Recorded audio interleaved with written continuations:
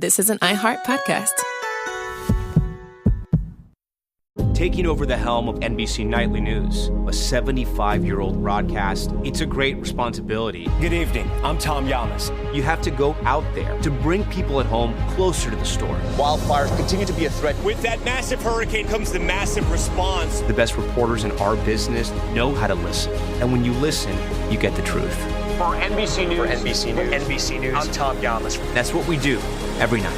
NBC Nightly News with Tom Yamas. Evenings on NBC. Wells Fargo seeks broad impact in their communities, focused on supporting customers and communities through housing affordability, small business growth, financial health, and more. Donated over $2 billion to strengthen local communities over the last 5 years. Wells Fargo, the bank of doing. Learn more at wellsfargo.com/saydo. Support includes contributions from Wells Fargo & Company, Wells Fargo Bank N.A., and the Wells Fargo Foundation. Hello, from Wonder Media Network, I'm Jenny Kaplan, and this is Womanica.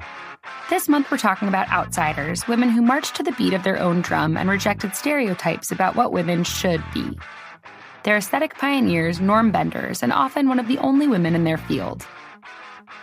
With her thickly lined eyes, spiky black hair, and commanding voice, this musician helped define the post-punk era and became a driving force behind the goth movement. Her unapologetic persona and artistic vision turned her into a cultural icon who refused to be defined by anyone's expectations or labels but her own. Please welcome Siouxsie Sioux. Siouxsie Sioux was born Susan Janet Ballion in 1957 in South London. Her mother was a secretary and her father was a Belgian bacteriologist who battled alcoholism throughout her childhood.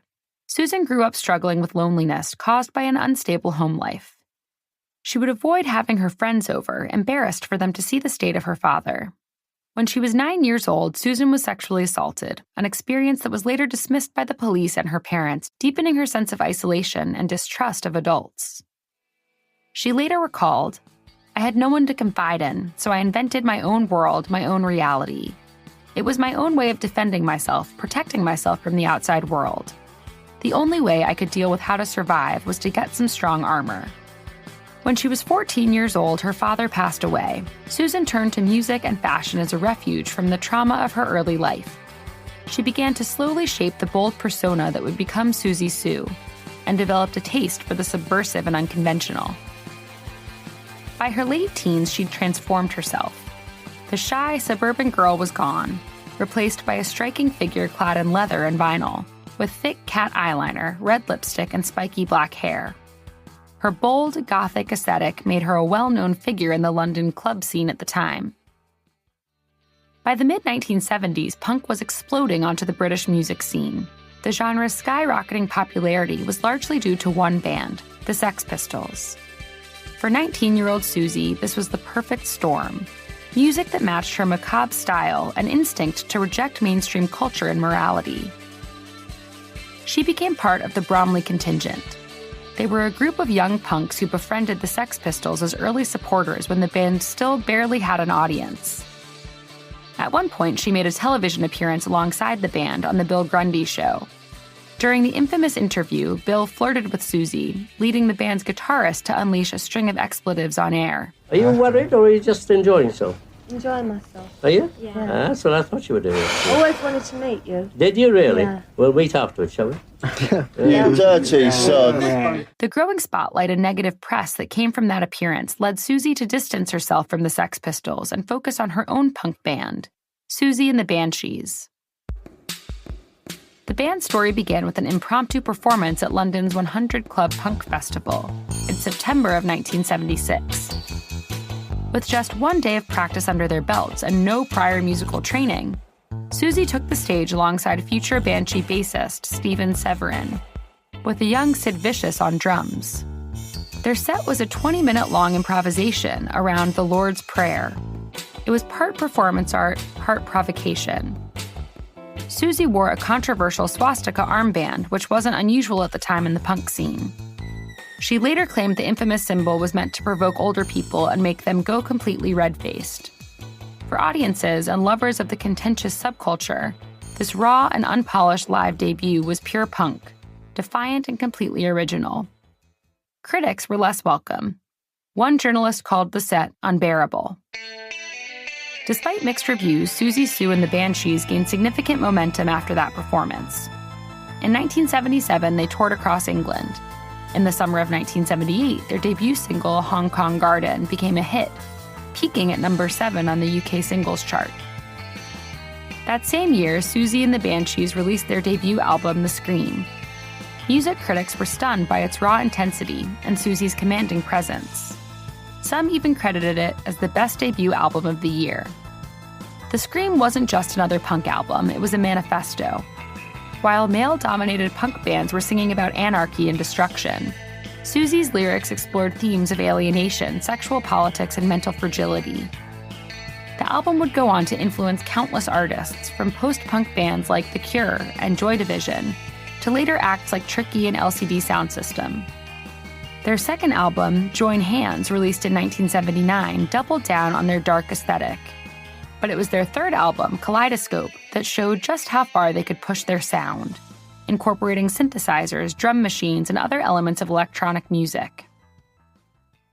A lot of early punk scenes developed in and around gay clubs where androgyny and bisexuality were common.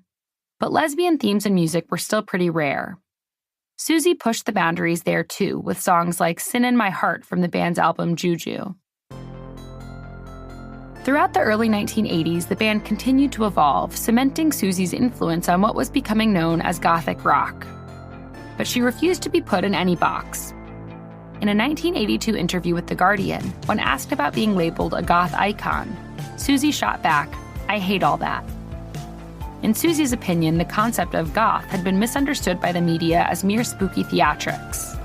But for her, the challenge goth music presented to mainstream culture was much deeper, something twisted and emotionally complex with the power to topple convention. By the late 1980s, Siouxsie and the Banshees had achieved what few punk bands managed, mainstream success without compromising their artistic vision. Songs like Peekaboo combined accordion with drums and carried a hip-hop influence. Their song Kiss Them For Me leaned into a more straightforwardly pop sound, with a watery, free-flowing vibe that made it perfect for the dance floor. Both songs climbed the charts in the UK and US, with Kiss Them For Me reaching the top 25 on the Billboard Hot 100 in 1991. After 2 decades of boundary-pushing music, Siouxsie and the Banshees disbanded in 1996. But Siouxsie was far from finished. She kept making music with her former Banshees bandmate and husband, Budgie Clark, and their group, The Creatures, until they announced their divorce in 2007. That same year, she released her solo album, Manta Ray. In an era when female musicians were often sexualized, overlooked, or outright dismissed, Siouxsie was unapologetically front and center. She was not a sex symbol. She was an artistic force. Her makeup and fashion were armor, art, and statement all at once. Her stage presence wasn't about seduction but confrontation. She chose to sing about power, fear, and the darkest corners of the human experience. Today, Siouxsie's influence can be seen across music and fashion.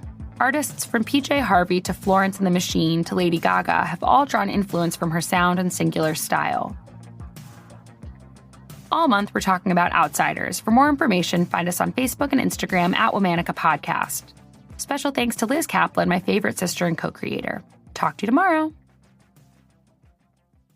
Are there any pictures of you online? Then you could already be in a massive police database without even knowing it. Clearview scrapes together images from Facebook, from LinkedIn, from Venmo accounts. I'm Dexter Thomas, host of Kill Switch, a podcast about how living in the future is affecting us right now. Police, they are trusting this software with this magical ability to lead them to the right suspect. In this episode, we dive into how cops are using AI and facial recognition, and sometimes getting it wrong and putting innocent people behind bars. So if your accuser is this algorithm, but you're not even being told that it was used, let alone given any of the details about how it works. Listen to Kill Switch on the iHeartRadio app, Apple Podcasts, or wherever you get your podcasts. The Medal of Honor is the highest military decoration in the United States. Recipients have done the improbable, the unexpected, showing immense bravery and sacrifice in the name of something much bigger than themselves. This medal is for the man who went down that day. On Medal of Honor, Stories of Courage, you'll hear about these heroes and what their stories tell us about the nature of bravery. Listen to Medal of Honor on the iHeartRadio app, Apple Podcasts, or wherever you get your podcasts. This is an iHeart podcast.